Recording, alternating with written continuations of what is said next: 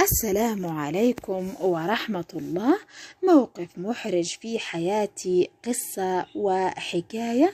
كنت أستحم في البيت وما في أحد، وطلعت من غير ملابس، وفجأة بالصالة شفت أخي. أنا طلعت أجري لغرفة الضيوف وقفلت الباب من داخل.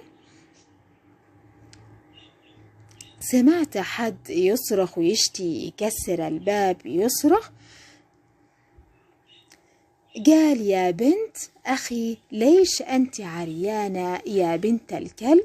صاحبي داخل وأخوها انفعل، وصاحبه حط إيده على عينه وكانت وراه. والله ما شفت حاجة، أنت حاطط إيدي على عيني. وكان معصب يقول: مو شغلي، والله العظيم لا تتزوجها. وأبوه لما شاف الموقف قال: والله لا تتزوجها ولا أقتل البنت لو ما تزوجتها، وإحنا عنيدين. وأنا كل ما أتذكر إني تزوجتها لأنها خرجت عارية بالغلط أموت من الضحك. هذا فعلا حكاية وقصة مضحكة للغاية. تحياتي للجميع، وأتمنى الاشتراك في القناة وتفعيل زر الجرس ليصلكم كل جديد. السلام عليكم ورحمة الله. موقف محرج في حياتي، قصة وحكاية.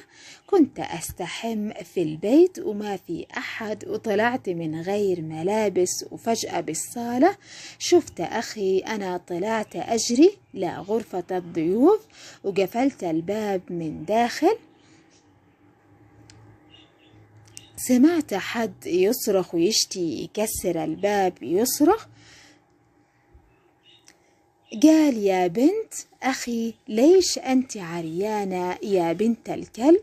صاحبي داخل وأخوها انفعل، وصاحبه حط إيده على عينه وكانت وراه. والله ما شفت حاجة، أنت حاطط إيدي على عيني. وكان معصب يقول: مو شغلي، والله العظيم لا تتزوجها. وأبوه لما شاف الموقف قال: والله لا تتزوجها ولا أقتل البنت لو ما تزوجتها، وإحنا عنيدين.